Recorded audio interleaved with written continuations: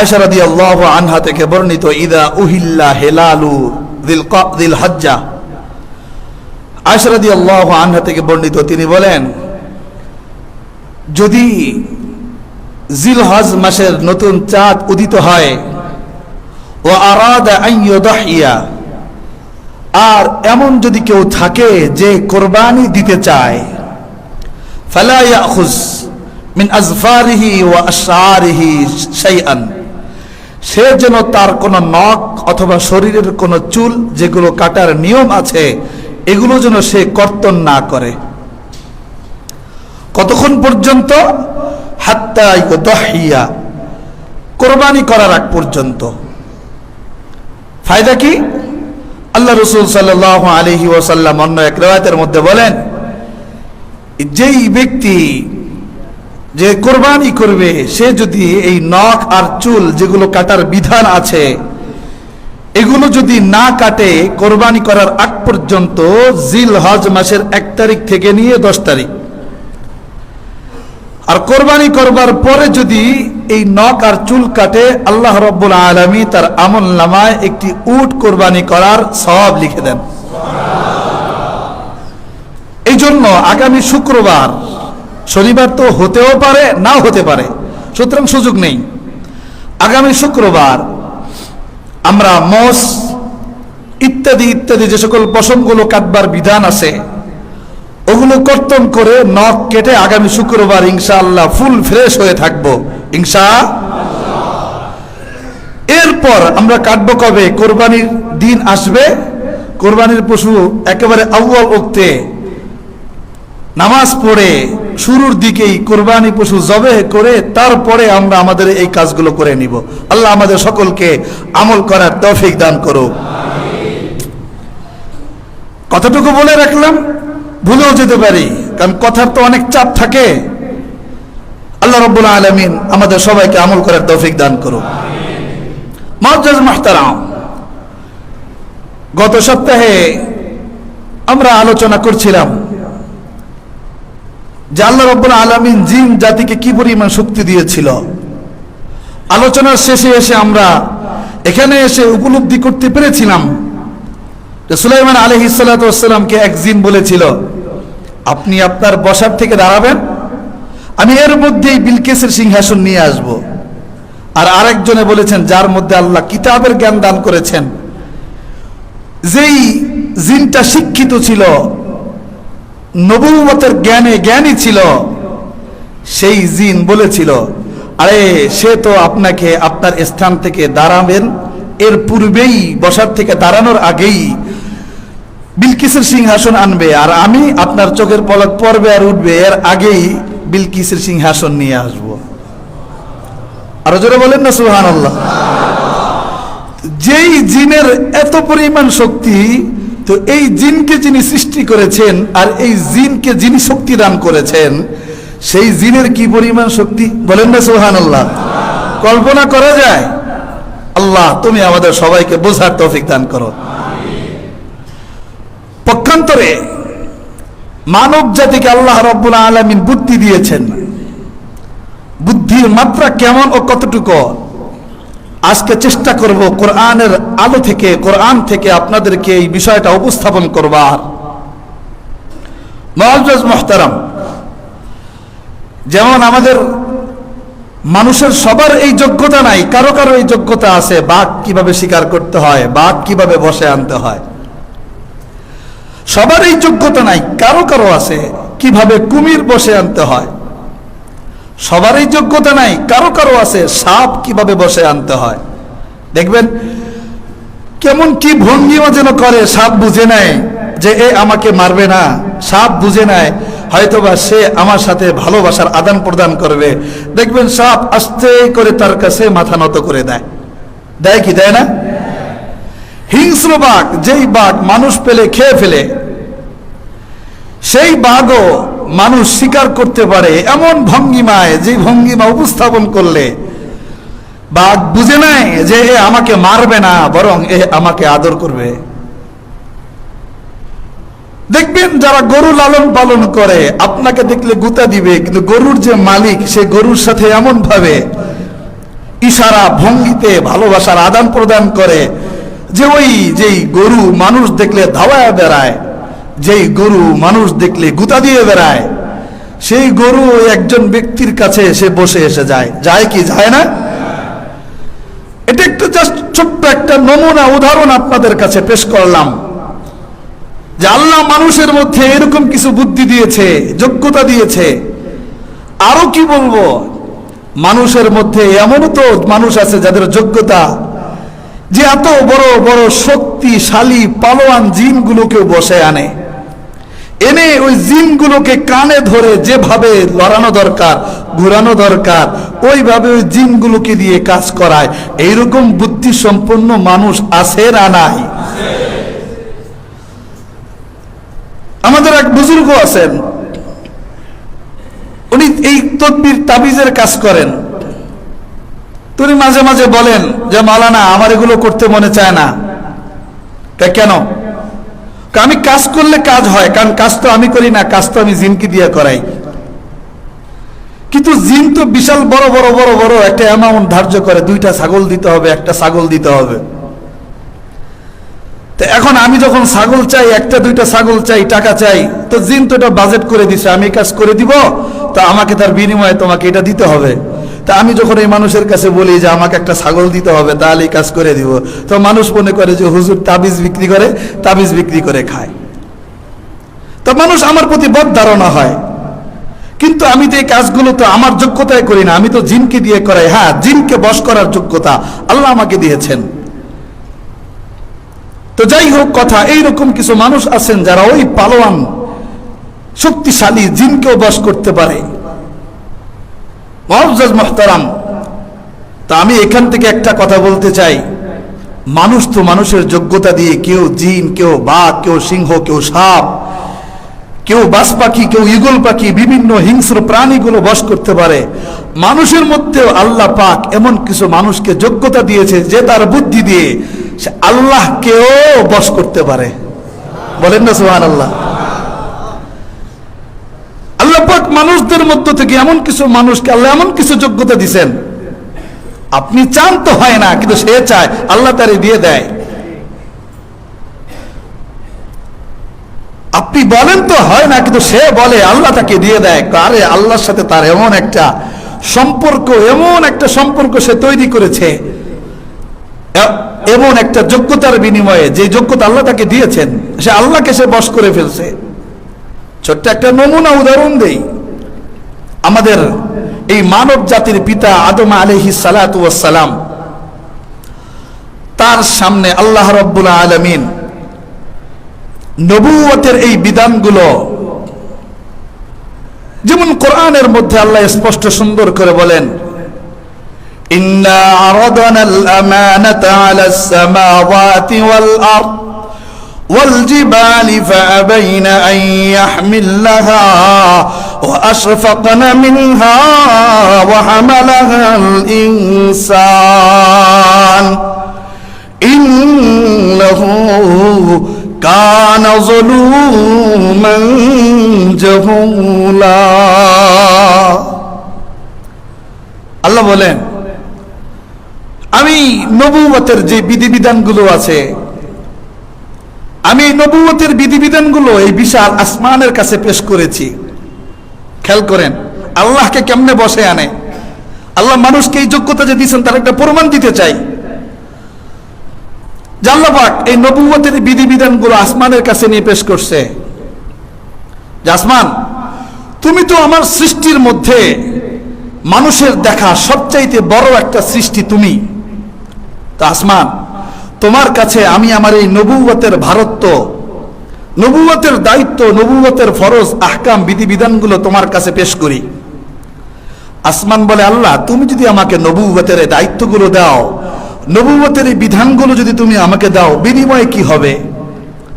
তা আল্লাহ রাব্বুল আলামিন, আল্লাহ রাসূল সাল্লাল্লাহু আলাইহি ওয়াসাল্লাম বলেন, তখন আল্লাহ পাক এই আসমানের প্রশ্নের উত্তরে আল্লাহ বলছেন, ফাইদা আদাইতা জুজিতা ওয়া ইযা খালাফতা উকিবতা, তুমি যদি নবুয়তের বিধিবিধানগুলো যদি বাস্তবায়ন করতে পারো, তাহলে তোমাকে তো পুরস্কার দেওয়া হবে, আর নবুয়তের এই বিধিবিধান যদি তুমি বাস্তবায়ন করতে না পারো, তোমাকে তো শাস্তি দেওয়া হবে। আসমান দ্বিতীয়বার প্রশ্ন করলেন, আল্লাহ জানতে চাই, যদি শাস্তি দাও সেটা কেমন শাস্তি হবে? পুরস্কার তোমার জন্য যেমন জান্নাত থাকবে, তো তার বিনিময়ে তোমার জন্য জাহান্নাম থাকবে।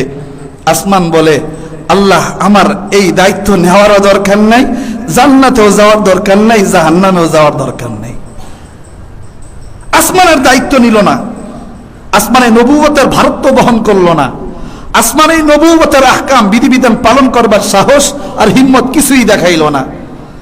আল্লাহ এবার ওই আসমান যেহেতু নেয় নাই, এবার নিয়ে আসছে আলাল জিবাল ওয়াস সামাওয়াতি ওয়াল আরদি, এবার আসছে জমিনের কাছে। জমিন, তুমি তো মাখলুকের দেখা আসমানের পরে সবচাইতে বড় একটা সৃষ্টি, তুমি, তোমার কাছে এই দায়িত্ব দিতে চাই, তুমি নাও। জমিন ঠিক আসমান যেমন প্রশ্ন করেছে আল্লাহর কাছে, আল্লাহ কি হবে, তো জমিনও একইভাবে প্রশ্ন করেছেন, আল্লাহও একইভাবে উত্তর দিছে, মানতে পারলে জান্নাত, না মানতে পারলে জাহান্নাম। আল্লাহ জান্নাতেও যাওয়ার দরকার নাই, জাহান্নামেও যাওয়ার দরকার নেই, সে আর এই দায়িত্ব নেয়নি। বলেন এবার আসমান নিছে? জোরে বলতে হবে, নিছে? জমিন নিছে? এরপরে আসছে বড় বড় বড় বড় পাহাড়ের কাছে। বল জিবাল, পাহাড়, তুমি একটু এই নবুয়তের দায়িত্ব নাও। এই পাহাড়ও একই রকম প্রশ্ন করে বসেছে। আল্লাহ বললেন, একই রকম উত্তর দিলেন, আদায় করতে পারলে জান্নাত, না করতে পারলে জাহান্নাম। আসমানও যে উত্তর দিছে, জমিন যে উত্তর দিয়েছে, এই পাহাড়ও একই উত্তর দিয়েছে। আল্লাহ আমার পক্ষে এটা সম্ভব না, জান্নাত তো বড় নেয়ামত, তো নিতে পারবো, তো জাহান্নাম যত বড় শাস্তি ওটা সহ্য করতে পারবো না। এরপরে আল্লাহ কোরআনে বলেন, ফাআবাইনা ওয়া আইয়াহমিলহা, সবাই এই দায়িত্ব গ্রহণ করতে যখন অস্বীকার করলো, ওয়াশফাকনা মিনহা, এবং দুর্বলতা প্রকাশ করলো, তো গ্রহণ করলো কে? ওয়া হামালাহাল ইনসান, মানুষ গ্রহণ করলো। সেই মানুষটাকে আদম আলাইহিস সালাতু ওয়াস সালাম। এটা একটু আপনাদেরকে ছোট্ট করে উদাহরণ দিয়ে বুঝবার স্বার্থে একটা উদাহরণ দেই।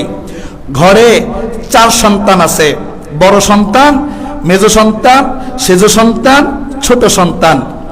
বাবা 50 কেজির এক বস্তা চাল ঘরে আনছে। আনবার পরে বলতেছে, আব্দুল্লাহ কোথায় আসো? বললো, আব্বা অমুক রুমে। আসো, 50 কেজি চাল আনছি, পাকঘরে নিয়ে যাও। বাবা 10 কেজি বহন করতে পারি না, 50 কেজি বহন করতে গিয়ে কোমর ভাঙতে পারবো না। মেজো ছেলেকে ডাক দিছে। মেজো ছেলে বলতেছে, কি আব্বা, কি জন্য ডাকছো? 50 কেজি বস্তা চাল আনছি, পাকঘরে নিতে হবে। ছেলে বলতেছে, আব্বা 15 কেজি বহন করতে পারি, এর উপরে বহন করতে গেলে চোট খাবো। আব্বা আমি 50 কেজি বহন করতে পারবো না। এবার তৃতীয় নাম্বার সেজো ছেলেও একই কথা, যে আব্বা আমার পক্ষে এই তোমার এই 50 কেজি চালের বস্তা বহন করা সম্ভব না। এখন যে ছোট্ট ছেলে, যার বয়স মাত্র 2 বছর বা 3 বছর, বাকি 3 ছেলের চাইতে অত্যন্ত ছোট, ও দেখবেন দৌড়ে আসবে, আব্বা তুমি কি আনছো? এরপরে দেখবেন ও জানে, ও নিজেও বুঝে না যে এই বস্তাও পারবে না, ও নিজেও কিন্তু বুঝে না এই বস্তা কিন্তু পারবে না, কিন্তু তারপরও কিন্তু এই বস্তা ধরে কিন্তু টানাটানি করে, করে কি করে না? যার ঘরে নাতি আছে দেখবেন নাতি বস্তা ধরে টানে, যার ঘরে ছোট ছেলে আছে দেখবেন 2 হাত ধরে টেনে টেনে বাজারগুলো শেষরে নিয়ে যাবে। আমার ঘরে ছোট ছেলে ঠিক সেম একই কাজ করে, যে নিজের পানি বহন করতে পারে না, কিন্তু যার ওজন মাত্র 12 কেজি, সে মাঝে মাঝে বাজারে নিয়ে গেলে এইভাবে টানার চেষ্টা করে আর বলে, আব্বা আব্বা, মানে বলতেছে আব্বা তুমি একটু আমারে ধরো, কিন্তু সে ছাড়বে না হাল। তো ছোট্ট ছেলে ঠিক সেম একই রকম। তো ওই 50 কেজির বস্তা তো সে তো বহন করতে পারবে না, তো 50 কেজির ওই বস্তা সে টানতে থাকে। পরে বাপ কি করে, পিছন থেকে ধরে টানে। এবার দেখেন ছেলে নিচ থেকে ধাক্কা দেয়, ধাক্কা দিয়ে গন্তব্যে নিয়ে যায়। নিয়ে যাওয়ার পরে দেখবেন ছোট্ট ছেলেটা এমন একটা ভাব নেয়, হাততালি দিয়ে অথবা হাত ঝাড়ি দিয়ে, ভাবটা যেন এমন যে 50 কেজির চালের বস্তা কেমন যেন ওই ধাক্কা দিয়ে ভাগ করে আনছে, ঠিক না বেঠিক? ভাবটা এরকম, কিন্তু আসলে বহন করছে কে? বাবা। আচ্ছা একটা কথা বলেন, ছোট্ট বাচ্চা যদি বাবার কাজে যদি এইভাবে সহযোগিতা করে, বাবা ওই সন্তানের প্রতি খুশি হবে না বেজার হবে? কেমন খুশি হবে? একটু আন্দাজ করেন, একটু আন্দাজ করেন, বুঝতে পারবেন। আদম আলাইহিস সালাতু ওয়াস সালাম দেখলেন এত বড় আসমানের কাছে দিল, ফিরাইয়া দিল, জমিনের কাছে দিল, ফিরাইয়া দিল, পাহাড়ের কাছে দিল, ফিরাইয়া দিল। সবাই বললো এত বড় দায়িত্ব নিতে পারবো না। আদম আলাইহিস সালাতু ওয়াস সালাম ওই ছোট্ট বাচ্চার মতো, আল্লাহ যখন দায়িত্ব দিছে বলতে দেরি, আল্লাহ জলদি দাও, নিয়ে নি। বলেন না সুবহানাল্লাহ। আল্লাহ বলতেছেন কাইন্নাহু কানা যালুমান জাহুলা। যালুমান এই জন্য বলেছে জালেম।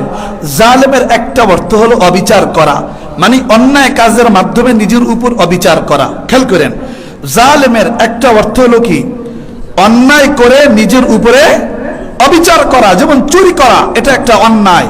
ডাকাতি করা, এটা অন্যায়। ঘুষ খাওয়া, এটা অন্যায়। সুদ খাওয়া, এটা অন্যায়। মিথ্যা কথা বলা, এটা অন্যায়। এই অন্যায়ের মাধ্যমে অবিচার করা, এটাকেও জুলুম বলা হয়। মুআজ্জাজ মুহতারাম, আর জালেমের আরেকটা ব্যাখ্যা হলো যেটা আমি পারবো না, এই রকম দায়িত্ব নিজের কাঁধে নেওয়া, এটাকেও জুলুম বলা হয়। কিন্তু এই জুলুম কোনো অপরাধ না। যেমন ছোট্ট বাচ্চা একটু আগে এই 50 কেজির বস্তা যে টানাটানি করতেছিল, এটা কেউ পারতো? এটাও সাধ্যের বাহিরের কাজ। সাধ্যের বাহিরের কাজ কেউ যদি নিতে চায়, এটাকেও জুলুম বলা হয়। কিন্তু এই জুলুম মানে অপরাধ না। তো ইন্নাহু কানা যালুমান, আল্লাহ বলছেন এই আদম তো বুঝে নাই, না বুঝে সে তার সাধ্যের বাহিরে বড় দায়িত্ব সে গ্রহণ করেছে। অজাহুলান, সে অজ্ঞ মূর্খ। মানে কি বিষয়ে মূর্খ? এই দায়িত্ব আদায় কিভাবে করতে হয় এই জ্ঞানটুকু তো তার নাই। 50 কেজি বস্তা কিভাবে নিতে হবে এই জ্ঞান তো তার নাই। কিন্তু এখন কি করার, আল্লাহ জিজ্ঞেস করতেছে, আদম একটা প্রশ্ন করি তোমারে, আসমান তো নিল না, জমিনও নিল না, পাহাড়ও নিল না, কিন্তু তুমি এত ছোট্ট একটা মাখলুক, তুমি কেন নিলা? আল্লাহ, আমি জান্নাতের চিন্তাও করি নাই, জাহান্নামের চিন্তাও করি নাই, আমি চিন্তা করছি আমি নিলে তুমি খুশি হবা, এই জন্য আমি নিয়ে গেছি। আমি জানি আমি পারবো না, আমি জানি আমি পারবো না। আসমান নেয় নাই, আসমান বুঝছে এটাও পারবে না। জমিন নেয় নাই, তো জমিন বুঝছে জমিন পারবে না। পাহাড় নেয় নাই, তো পাহাড় বুঝছে পাহাড় পারবে না। আর আমি ওটা বুঝি নাই, আমি বুঝছি হলো আমার জান্নাতও দরকার নেই, আমার জাহান্নামও দরকার নাই। রব, তুমি যদি আমার উপর খুশি থাকো তা আমি জাহান্নামে গিয়েও খুশি। রব, তুমি যদি খুশি থাকো তা আমি জাহান্নামে গিয়েও খুশি। রব, তুমি যদি বেজার থাকো তা আমি জান্নাতে গিয়েও বেজার। তো রব, তুমি খুশি থাকবে তো, এই জন্য আমি এই দায়িত্ব নিয়ে নিছি। আল্লাহ বলেন, যা আদম, তুই যেহেতু এই দায়িত্ব পারবি না, তা সত্ত্বেও যেহেতু এই দায়িত্ব তুই নিয়েছস, আমিও তোর কিয়ামত পর্যন্ত তোর আনেওয়ালা সকল সন্তানের জন্য ঘোষণা দিয়ে দিলাম, কুল্লু আমাল ইবনি আদামা ইউদাআফু লাহুল হাসানাতু ইলা সাবঈ মাইতি দিআফিন। এই কিয়ামত পর্যন্ত আনেওয়ালা সকল মানুষ শুনে নাও, তোমার বাবা আমাকে খুশি করার জন্য এই দায়িত্বটুকু নিয়েছে। তাই আদমের কিয়ামত পর্যন্ত আনেওয়ালা সকল সন্তানদের জন্য একটা বোনাস বকশিসের ওয়াদা করে দিলাম। সেটা কি? একটা আমল করবে, তার সর্বনিম্ন আমল নেকি শুরু হবে 10 দিয়ে 700 পর্যন্ত ঠেকায় দিব আমি আল্লাহ। এ বান্দা, এক ওয়াক্ত নামাজ পড়বি, এক ওয়াক্ত সওয়াব তোর আমল নামায় লিখবো না তো? কত লিখবা? তোমার বাবা যে আমাকে খুশি করবার জন্য এই নবুয়তের আহকামের দায়িত্ব গ্রহণ করেছে, এজন্য আমি আল্লাহ তোর এক ওয়াক্ত নামাজের বিনিময়ে সর্বপ্রথম তোর আমলনামার খাতায় লেখা শুরু করব 10 থেকে, আর যাব কত পর্যন্ত? 700 পর্যন্ত। যার নামাজের মধ্যে যত খুশু থাকবে, যার নামাজের মধ্যে যত খুশু থাকবে, যার নামাজের মধ্যে যত আন্তরিকতা থাকবে, যার নামাজের মধ্যে যত মহাব্বত থাকবে, যার নামাজের মধ্যে যত ভালোবাসা থাকবে, আমি আল্লাহ তার সে নামাজ পড়বে 1 রাকাত, আমি তার আমলনামায় লিখবো 700 রাকাত। এবার বলে, কি মনে করছেন মানুষ শুধু খালি সাপ বশ করতে জানে? মানুষ শুধু খালি বাঘ বশ করতে জানে? মানুষ শুধুমাত্র খালি কুমির বশ করতে জানে?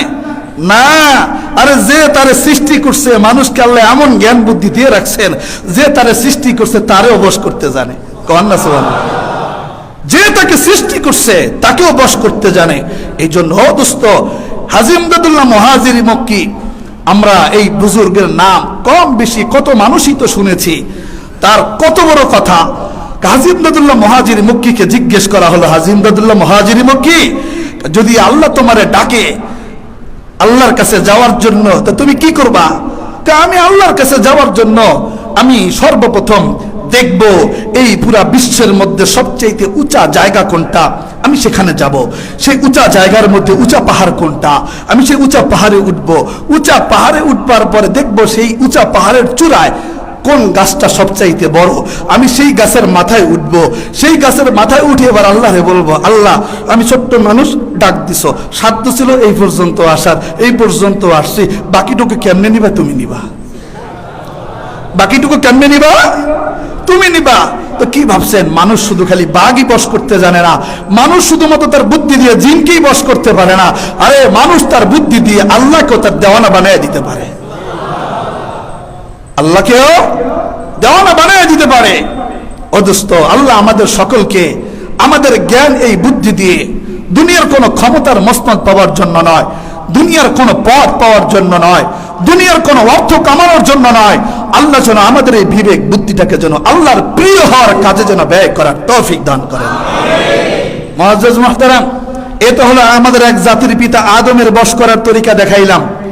আর একটা দেখাই, যে আয়াতটুকু আজকে তেলাওয়াত করেছি, নিয়েই তো করেছি যে এই বাকি এই ঈদুল আজহার আগ পর্যন্ত, হজের আগ পর্যন্ত যার স্মৃতি সবচেয়ে আমাদেরকে প্রত্যেকটা কর্মে কর্মে স্মরণ করায়, তার জীবনের থেকে কিছু শিক্ষণীয় বিষয় নিয়ে আলোচনা করব। কারণ এই সাময়িক সময়ে, স্বল্প সময়ে সম্ভব না। কারণ সেদিন সুলাইমান আলাইহিস সালাতু ওয়াস সালামের গল্প বলতে গিয়ে জীবনের সব বলতে পারি নাই, 3 জুমা তাও লেগে গিয়েছে। তো এইরকম করে ইব্রাহিম আলাইহিস সালাতু ওয়াস সালামের জীবনী যতটুকু পারি ততটুকু বলবো। আল্লাহ যেন আমলের নিয়তে বলার আপনাদেরকে যেন শোনার তৌফিক দান করেন। মুআজ্জাজ মুহতারাম, এই ঠিক সেম একই কাহিনী ইব্রাহিম আলাইহিস সালাতু ওয়াস সালামের ব্যাপারে সূরাতুল বাকারার মধ্যে কত সুন্দর করে আল্লাহ বলেন, وَإِذِ ابْتَلَى إِبْرَاهِيمَ رَبُّهُ بِكَلِمَاتٍ فَأَتَمَّهُنَّ قَالَ إِنِّي جَاعِلُكَ لِلنَّاسِ إِمَامًا। আল্লাহ রাব্বুল আলামিন বলেন, ওই সময়টাকে স্মরণ করো, আমি আল্লাহ রাব্বুল আলামিন ইব্রাহিম আলাইহিস সালাতু ওয়াস সালামকে কয়েকটা হুকুমের মাধ্যমে পরীক্ষা নিয়েছিলাম। ইব্রাহিম আলাইহিস সালাতু ওয়াস সালাম সে তার শক্তি দিয়ে নয়, বরং বুদ্ধি দিয়ে আমার ওই পরীক্ষা এসে উত্তীর্ণ হয়েছে। বলেন না সুবহানাল্লাহ। বুদ্ধি দিয়ে, শক্তি দিয়ে নয়, কি দিয়ে? বুদ্ধি দিয়ে। আল্লাহ পাক বলেন, ইন্নী জাইলুকা লিন-নাসি ইমামা ফাআতাম্মাহুন্না। সে যখন এই পরীক্ষার এই প্রত্যেকটা হুকুম সে যখন পরিপূর্ণ করলেন, আল্লাহ বললেন আমি তাকে তো একটা পুরস্কার দেওয়া দরকার। তো কি পুরস্কার দিব? সে যেহেতু আমার বশ করে ফেলছে, তা আমিও তারে আনেওয়ালা কিয়ামত পর্যন্ত সকল মানব জাতির তাকে নেতা বানায় দিলাম। কি বানায় দিলাম? নেতা বানায় দিলাম। তো চিন্তা করে দেখেন, এ আরেক বাবার কাহিনী। ফাআতাম্মাহুন্না ক্বালা ইন্নী জাইলুকা লিন-নাসি ইমামা। জীবনের সর্বপ্রথম পরীক্ষাটা কি ছিল? সর্বপ্রথম পরীক্ষা মাঝে মাঝে প্রায় সময় আপনাদের কাছে আলোচনা করেছিলাম, তারপরে একটু মুযাকারা করলে ঈমানটা তাজা হয়। তাই বলছি, সর্বপ্রথম পরীক্ষা, আগে পয়েন্টটা বুঝতে হবে এখান থেকে। সেটা হলো এই, সর্বপ্রথম পরীক্ষা যেটা করেছিলেন সেটা হলো এই, সমাজের মধ্যে সবচাইতে বড় অন্যায় কোনটা? কেউ বলতে পারবেন? বলতে পারবেন? তা বলি এবার, সমাজের মধ্যে সবচাইতে বড় অন্যায় হলো আল্লাহর সাথে কাউকে শিরক করা। ঠিক না বেঠিক? সমাজের মধ্যে সবচাইতে বড় অন্যায়, এর চাইতে বড় অন্যায় আর হতে পারে না। শিরকের মতো অন্যায় দ্বিতীয় আর কিছু নাই। শিরকের মতো অন্যায় দ্বিতীয় আর কিছু আল্লাহ কোরআনে বলতেছেন, ইন্নাশ শিরকা লাযুলমুন আযীম। স্পষ্ট কথা, নিঃসন্দেহে শিরক লাযুলমুন আযীম, এটা মহা বড় একটা গুনাহ। আল্লাহ পাক তো কোরআনে অন্যত্র বলেছেন, ইন্নাল্লাহা লা ইয়াগফিরু আন ইউশরাকা বিহি ওয়া ইয়াগফিরু মা দুনা যালিকা লিমান ইয়াশা। নিঃসন্দেহে আল্লাহ রাব্বুল আলামিন মানুষের জীবনের সব গুনাহগুলো আল্লাহ ক্ষমা করে দিতে পারেন, তবে আল্লাহ রাব্বুল আলামিন মানুষের শিরকের গুনাহ কখনোই ক্ষমা করবে যদি সে তার জীবদ্দশায় তওবা না করে। তাহলে এবার বলেন, দুনিয়ার, কোরআন বলছে, আমি বলছি না, বলেন এবার দুনিয়ার সবচাইতে মহা বড় অপরাধ কি? আচ্ছা, একটা উদাহরণ দিয়ে বুঝাই, শিরক মানে হলো অংশীদারিত্ব। শিরক মানে কি? অংশীদারিত্ব। এটা কত বড় অপরাধ একটা ছোট্ট উদাহরণের মাধ্যমে হয়ে যাক। সেটা হলো এই, আপনি বাবা, আপনার সন্তান আপনাকে বাবা বলবে, এটাই স্বাভাবিক। কিন্তু যদি আপনার সন্তানকে দেখেন যে কি অমুক এক ব্যক্তিকে খাওয়ায়, লালন পালন করে, সবকিছু করে, ব্যক্তি খাওয়ায় না, কে খাওয়ায়? কে খাওয়ায়? খেয়াল করেন, কে খাওয়ায়? সন্তান খাওয়ায়। সন্তান খাওয়ায়, সন্তান লালন পালন করে, আবার দিন শেষে যখন তাকে ডাকতে যায় তাকে আব্বা বলে ডাকে। আচ্ছা, এখন যদি আপনার মধ্যে আত্মমর্যাদা থাকে, আপনার ভিতরে খুশি লাগবে না রাগ লাগবে? তো জোরে বলেন না, খুশি লাগবে না রাগ লাগবে? কি করছেন? শুধু এতটুকুই তো সন্তান জন্ম দিছেন, আর কামাই করে তাকে একটু খাওয়াইছেন। এতে যদি আপনার সন্তান আপনাকে বাপ বলার পাশাপাশি আর এক বেটারেও যদি বাপ বলে, আপনার গায়ে যদি লাগে, তো চিন্তা করে দেখেন তো, যে আল্লাহ রাব্বুল আলামিন পুরা কুল কায়নাত সৃষ্টি করেছেন, যে জান্নাত সৃষ্টি করার ক্ষেত্রে কারো কোনো অংশীদারিত্ব নাই, জাহান্নাম সৃষ্টি করার ক্ষেত্রে কারো কোনো অংশীদারিত্ব নাই, আসমান সৃষ্টি করার ক্ষেত্রে কারো কোনো অংশীদারিত্ব নাই, যে জমিন দিয়ে হাঁটেন এটার মধ্যে কারো কোনো অংশীদারিত্ব নাই, যে সূর্যের থেকে আলো নেন কারো কোনো অংশীদারিত্ব নাই, যে অন্ধকার রাত্রিতে ঘুমান এই রাত্রি বানানোর ক্ষেত্রে কারো কোনো অংশীদারিত্ব নাই, এই রাতের মধ্যে মিটিমিটি করে যে ডিম লাইটের মতো আলো দেয় চাঁদ, এটা তৈরি করার ক্ষেত্রেও কারো কোনো অংশীদারিত্ব নাই, যে অক্সিজেন একটা মুহূর্ত না থাকলে বেঁচে থাকা অসম্ভব, সেই অক্সিজেন বানানোর ক্ষেত্রে কারো কোনো অংশীদারিত্ব নাই, যেই পানি পার না করলে তৃষ্ণা মিটে না, ওই পানি সৃষ্টি করবার ব্যাপারে কারো কোনো অংশীদারিত্ব নাই, যেই খাবার না খেলে শরীরের মধ্যে ক্যালোরি আর শক্তি যোগান দিতে পারে না, সেই খাবারের মধ্যে কারো কোনো অংশীদারিত্ব নাই। তারপরেও যদি নিজ হাতে কাউকে বানিয়ে এরপরে তার সামনে যদি নিজের মাথা যদি নেওয়ান, আমার আল্লাহর কি রাগ হবে কি হবে না? এর চাইতে জুলুম আর অবিচার আর কোনোদিন হতে পারে? আল্লাহ পাক এই জন্যই বলেছেন, ইন্না শিরকা লাযুলমুন আযীম। দুনিয়ার আওয়াজ দিয়ে বলতে হবে, দুনিয়ার সব চাইতে মহা বড় অপরাধ কি? আরো জোরে জানায়া দেন, মহা বড় অপরাধ কি? এই শিরকের মতো শিক্ষা আজকাল আমাদের সমাজে, আমাদের শিক্ষা পাঠ্য বইগুলোতে এই নাস্তিক মুরতাদ নামক কিছু শিক্ষিত লোকেরা আমাদের পাঠ্যক্রমে ঢুকে ঢুকে আমাদের সন্তানদের সুস্থ মস্তিষ্ক নষ্ট করে শিরকি শিক্ষায় শিক্ষান্বিত করবার অপ্রচেষ্টা চালাচ্ছে। ঠিক না বেঠি? দোস্ত আমার, ইন্না শিরকা লাযুলমুন আযীম, ইন্না শিরকা লাযুলমুন আযীম। দুনিয়ায় আরে ভাই সুদ খান, এটা আল্লাহ মাফ করবে, ঘুষ খান আল্লাহ মাফ করবে, চুরি করছেন তো মানুষের হক মানুষকে দিয়ে দিয়েন, তারপর তওবা করেন আল্লাহ মাফ করবে। কিন্তু শিরক এত বড় জঘন্যতম অপরাধ, যেটা আপনি নিজের দিকে তাকাইলে বুঝতে পারবেন যে আমি বাবা হয়ে আমার সামনে আরো একজনকে বাপ বললে যদি কষ্ট লাগে, আর যেই রব সব জিনিস সৃষ্টি করে আমাকে বিনা টাকায় ফ্রি সার্ভিস দিয়ে যাচ্ছে, আমি তার সাথে যদি নিজে বানাইয়া যদি তার সাথে শরিক করি, আমার রব রাগ করবে, এটাই স্বাভাবিক। রাগ যদি না করে তাহলে বুঝতে হবে আমার রবের অনুভূতি শক্তির মধ্যে কমতি আছে। ঠিক না বেঠিক? আমার রবের অনুভূতি শক্তি আপনার আমার চাইতে কম না বেশি? যদি বেশি হয়ে থাকে তাহলে আমার রবের কষ্ট লাগবে না কেন? লাগবে না কেন? দোস্ত আমার, যে কথাগুলো বলছিলাম, এই আমাদের জাতির পিতা, খেয়াল করেন, আমাদের এই জাতির পিতা ইব্রাহিম আলাইহিস সালাতু ওয়াস সালাম বিশ্বের মানব জাতিকে একটা জিনিস, সবচেয়ে বড় অপরাধ কিভাবে দমন করতে হয় খেয়াল করেন। আমাদের এই মানব জাতির, মুসলিম জাতির পিতা, জোরে বলেন কে? আরো জোরে বলেন কে? এই মুসলিম জাতির পিতা ইব্রাহিম আলাইহিস সালাতু ওয়াস সালাম, ওনার জীবনের কয়েকটা ধাপ আছে, ইনশাআল্লাহ এই 3 জুমায় এগুলো বলবো। এই ইব্রাহিম আলাইহিস সালাতু ওয়াস সালামের জীবনের প্রথম ধাপ, সমাজের মধ্যে সবচেয়ে বড় অপরাধ হলো শিরক, জুলুম, আল্লাহর সাথে কাউকে শরীক করা। এটাকে কিভাবে দমন করতে হয়, এই দমনের প্রক্রিয়া শিখিয়ে দিয়ে তার সন্তানদেরকে জানায়া গেছেন, যদি পুরা দুনিয়া, যদি পুরা সমাজ, যদি পুরা পরিবার তোমার উল্টা পথে চলে, আমি বাবা তোমাদেরকে শিক্ষা দিয়ে যাচ্ছি, তোমরা শিখে নাও, খবরদার এক চুল পরিমাণ এক মুহূর্তের জন্য আল্লাহর বিরুদ্ধে হাঁটবা না। ঠিক না ঠিক? বাবার সবচেয়ে বড় শিক্ষা এটা। দেখো, সমাজ পুরো একদিকে, রাষ্ট্র পুরো একদিকে, জাতি পুরো একদিকে, পরিবার পুরো একদিকে। আল্লাহ রাব্বুল আলামিন কত সুন্দর করে এই সূরার মধ্যে বলতেছেন, সূরা বাকারার মধ্যে আল্লাহ রাব্বুল আলামিন এনেছেন যে ওয়াতলু আলাইহিম নাবা ইব্রাহিম, নবী ইব্রাহিম আলাইহিস সালাতু ওয়াস সালামের জীবনীটা, তার জীবনের ঘটনাটা একটু এই উম্মতকে, আপনার উম্মতকে একটু তেলাওয়াত করে করে শোনায়া দেন। বলেন না সুবহানাল্লাহ।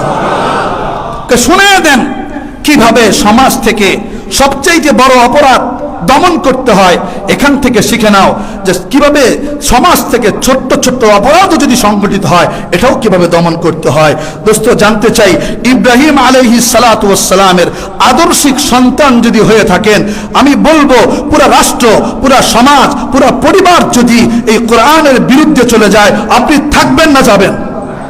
যারা বলেন থাকবেন না যাবেন? আল্লাহ তুমি আমাদেরকে প্রকৃতপক্ষে ইব্রাহিম আলাইহিস সালাতু ওয়াস সালামের আদর্শিক সন্তান হওয়ার তৌফিক দান করো। ইব্রাহিম আলাইহিস সালাতু ওয়াস সালাম, আল্লাহ পাক বলতেছেন নবীকে, নবী ওয়াতলু আলাইহিম নাবা ইব্রাহিম, নবী আপনি আপনার উম্মতকে একটু ইব্রাহিম আলাইহিস সালাতু ওয়াস সালামের জীবনীটা একটু তেলাওয়াত করে শোনায়া দেন। জীবনী কি? তার জীবনের সর্বপ্রথম যে পরীক্ষা সেটা হলো এই ইয ক্বালা লি আবিহি ওয়া কওমিহি মা তা'বুদুন, সে তার কওমকে বলছেন এবং তার বাবাকেও বলছেন মা তা'বুদুন, বাপ ও আমার সমাজ কিসের ইবাদত করতেছেন? মা তা'বুদুন, কিসের ইবাদত করতেছেন? ইয ক্বালা লি আবিহি ওয়া কওমিহি মা তা'বুদুন, কিসের ইবাদত করতেছেন? তার বাবা এবং তার পুরো সম্প্রদায় উত্তর দেয়, দেখেন, কালু না'বুদু আসনামান ফানাযাল্লু লাহা আকিফিন, কারে আমরা তো এই হাতে বানায় কিছু মূর্তির আমরা ইবাদত করি। দেখবেন আমাদের সমাজে কেউ কেউ থাকে এরকম, কিছু বাবার দরবারে গিয়ে একেবারে পাগলের মতো তার সামনে গিয়ে বসে থাকে, এরকম বসে থাকে কি থাকে না? তো ফানাযাল্লু লাহা আকিফিন, তো ওই রকম ওই মূর্তির সামনে এই হাঁটু গেড়ে মাতালের মতো পাগলের মতো এক এক সময় বসে থাকে। ফানাযাল্লু লাহা আকিফিন। এখন আদম ইব্রাহিম আলাইহিস সালাতু ওয়াস সালাম প্রশ্ন করতেছেন, আচ্ছা আব্বা, আপনি যে খেয়াল করেন বাবা কিভাবে শিখাইছে, কিভাবে এই অপরাধ দমন করতে হয়, আব্বা একটা জিনিস জানতে চাই। কি? তোমরা যে এটার ইবাদত করো, ক্বালা হাল ইয়াসমাউনাকুম ইস্তাদউন, তোমরা যদি তারা ডাকো সে কি তোমাদের ডাক শুনে? বুঝতেছেন কথা? ক্বালা হাল ইয়াসমাউনাকুম ইস্তাদউন, যদি তোমরা যদি তাকে ডাকো সে কি তোমাদের ডাক শোনে? কয় না। আও ইয়ানফাউনাকুম আও ইয়াদুররুন, সে কি তোমাদের কোনো উপকার করতে পারে? কয় না। সে কি তোমাদের কোনো ক্ষতি করতে পারে? কয় না।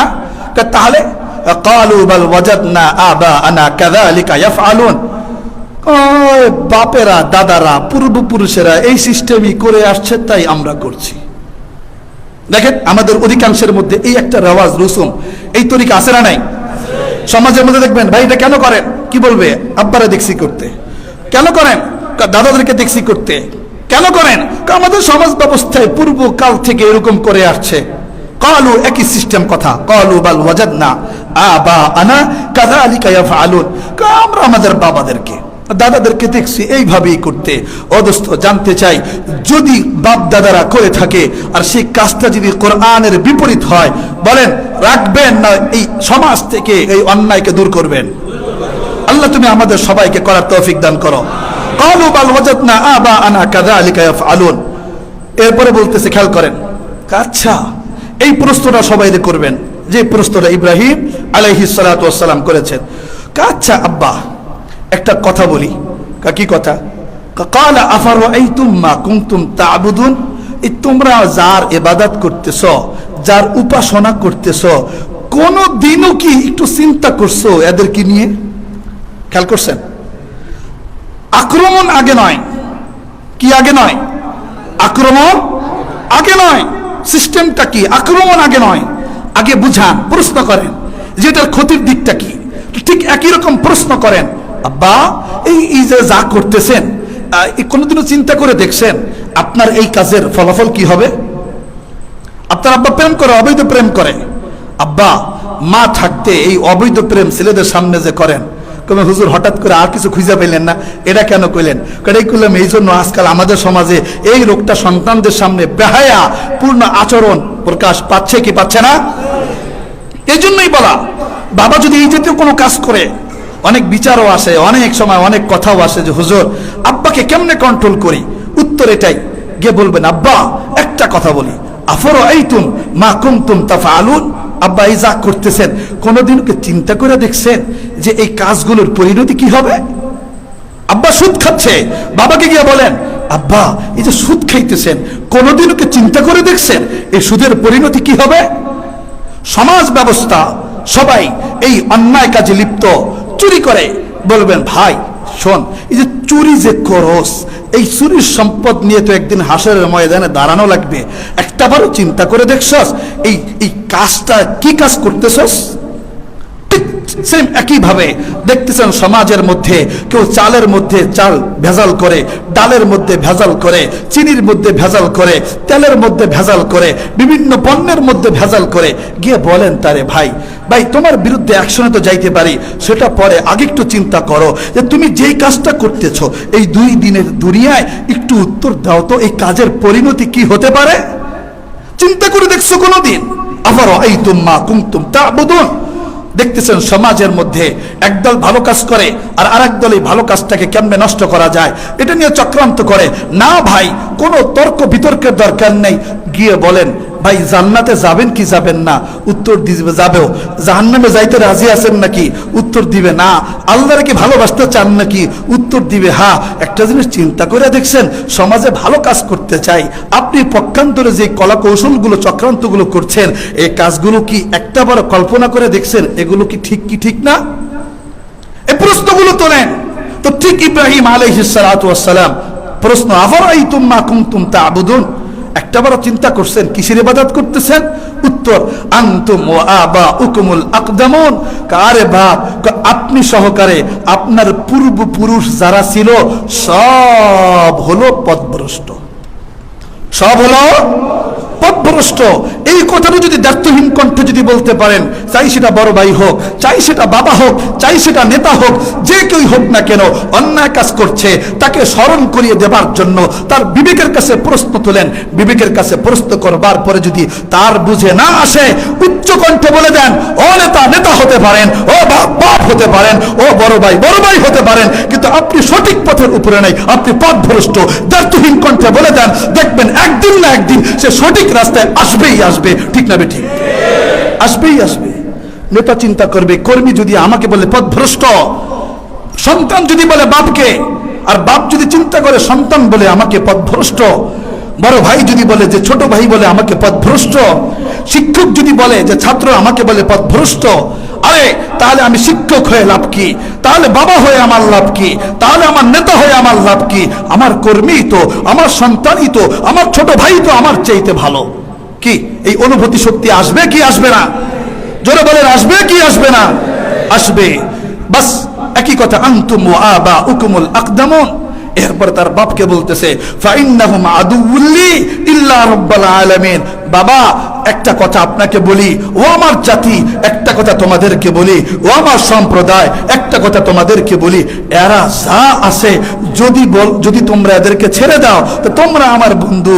আর যদি ছাড়তে না পারো তাহলে স্পষ্ট ভাষায় বলতে পারি, যেমন তোমরা পথভ্রষ্ট তেমন তোমরা আমার আখিরাতের পথযাত্রায় সবচাইতে বড় শত্রু। ঠিক না বেঠিক? তেমন তোমরা আমার আখিরাতের পথযাত্রা সবচাইতে বড় শত্রু। আল্লাহ তুমি আমাদের এই সমাজ ব্যবস্থাকে, এই পুরা সমাজ ব্যবস্থাটাকে আল্লাহ সহি বুঝ দান করো। সবাই বলেন আমিন। মুআজ্জাজ মুহতারাম, সময় আরেকটু আছে, আলোচনাটুকু একটা পর্যায়ে গিয়ে রাখি। এরপরের কথা ইব্রাহিম আলাইহিস সালাতু ওয়াস সালাম চিন্তা করে দেখতেছেন, সেটা কি? আমি এবার তোমাদের এই মূর্তিগুলারে নিয়ে, যারা নিয়ে তোমরা শিরক করো, আল্লাহর সাথে অবিচার করো, এমন একটা চক্রান্ত করব, এমন একটা খেলা খেলবো যে চক্রান্ত আর যে খেলা তোমাদেরকে না বুঝাইলে তোমরা বুঝবা না। যাক, এরকম মূর্তি যে দেখবেন, এই যারা মূর্তির পূজা করে তাদের বছরে একবার বা দুইবার বা তিনবার এরকম মেলা হয়। যখন মেলা হয় সবাই ওই মেলায় চলে যায়। তো ইব্রাহিম আলাইহিস সালাতু ওয়াস সালাম কে মেলায় যাওয়ার জন্য প্রস্তাব দিলেন। ইব্রাহিম আলাইহিস সালাম বললেন, না আমি মেলায় যেতে পারবো না। কেন? সে আল্লাহর সাথে ওয়াদা করে রাখছে, আল্লাহরে কেমনে বসে আনতে হয় সেই কাহিনীটা বলতেছি। ওয়াতাল্লাহি লাআকিদান্না আসনামাকুম বা'দা আন তুওয়াল্লু মুদবিরিন। বলতেছে সে মনে মনে, তোমরা একটু যাও, এরপরে দেখো তোমরা যাকে ইবাদত করো আল্লাহর সাথে শরীক মেনে, তার সাথে কি চক্রান্ত করতে হয়, কি খেলা খেলতে হয়, এই খেলাটা ইনশাল্লাহ দেখাবো। বলেন না সুবহানাল্লাহ। ওয়াতাল্লাহি লাকিদান্না আসনামাকুম বা'দা আন তুওয়াল্লু মুদবিরিন। কি খেলা দেখাইলো? খেলার ছোট্ট সংক্ষেপ হলো এতটুকু, ফাজআলাহুম জুজাজান ইল্লা কাবীরাল লাহুম লাআল্লাহুম ইলাইহি ইয়ারজিউন।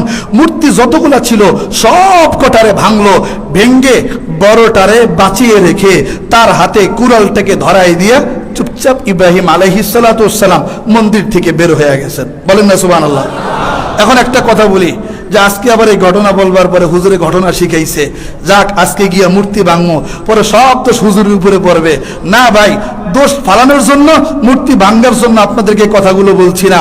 এই মূর্তি ভাঙ্গা বাদ দিয়া অন্যান্য যে অপরাধগুলো আছে, পারলে গিয়ে ইব্রাহিমের আদর্শিক সন্তান হলে ওই সন্তানের পরিচয় দিয়ে এই অপরাধগুলো দমন করে দেখায়েন। মূর্তি ভাঙ্গারটা না।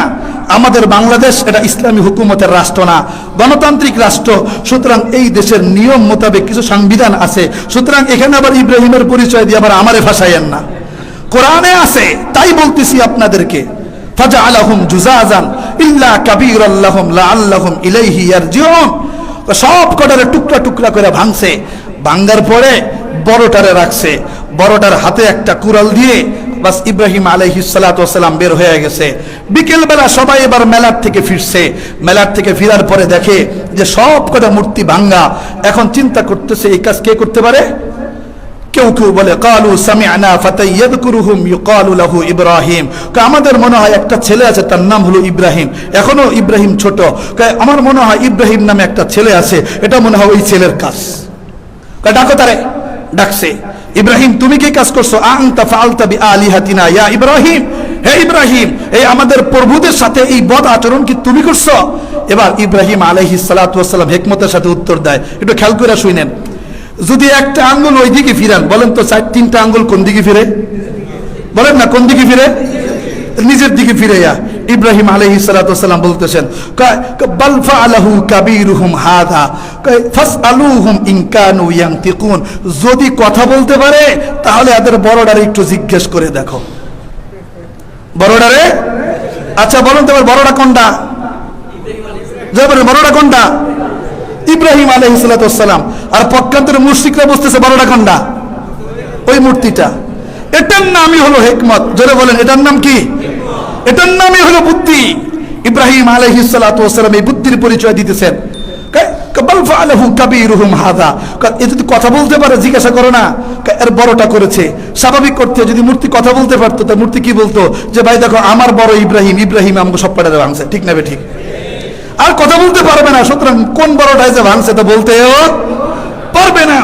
এই যে আদর্শ ইব্রাহিম আলাইহিস সালাতু ওয়াস সালাম দেখিয়েছেন, আল্লাহ রাব্বুল আলামিন এই আদর্শের কারণে চিরজীবনের জন্য ইব্রাহিম আলাইহিস সালাতু ওয়াস সালামকে এই উম্মতের নেতা বানায়া দিয়েছেন। বাস কথা শেষ। এটা হলো এই, মানুষ শুধুমাত্র বাঘ শিকার করতে জানে না, মানুষ শুধুমাত্র সিংহ শিকার করতে জানে না, মানুষ সে তার বুদ্ধি দিয়ে আল্লাহকেও তার প্রেমিক বানাইতে পারে। ঠিক না বেঠিক?